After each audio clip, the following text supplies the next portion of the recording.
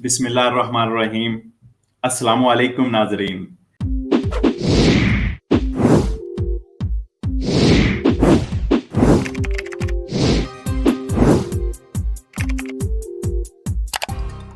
साबका हुकूमत Giuseppe Conte साहब ने 31 जुलाई तक इटली को as a emergency state declare किया था।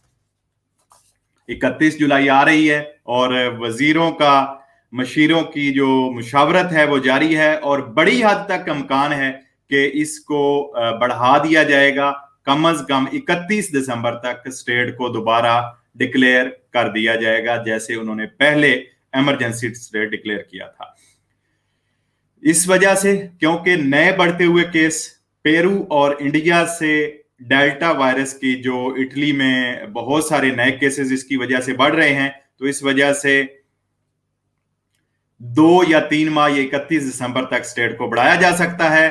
मुईशत पर भी दोबारा असर होगा। जैसे अब कलाब्रिया, सिचिलिया, वाले दियोस्ता में भी बहुत ज्यादा केस बढ़ रहे हैं, तो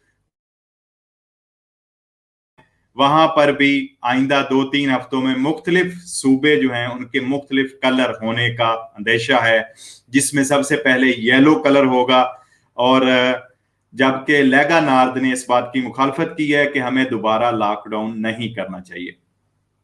बरतानिया और दूसरे करीबी मुल्कों को देखते हुए हुकूमत ने ये फैसला किया है, बल्कि उनकी ये मीटिंग चल रही है वजीर सेहत की भी, कि हमें भी एहतियाती तदाबीर अपनाना होगी। और हो सकता है आइंदा 26 तारीख से या अगस्त के पहले हफ्ते में सूबा कंपानिया, सूबा सरदेनिया, सूबा सिचिलिया, सूबा वेनेतो और सूबा लाजियो, जी ये 5 सूबे हैं, इनका येलो जोन में जाने का खतरा है। ये येलो जोन में जा सकते हैं। और येलो जोन का आपको पता है कि वहां पे जब ये येलो जोन में जाते हैं तो वहां पे मास्क की जो पाबंदी है वो बाहर भी दोबारा हो जाती है और आप अपने सूबे से बाहर नहीं जा सकते।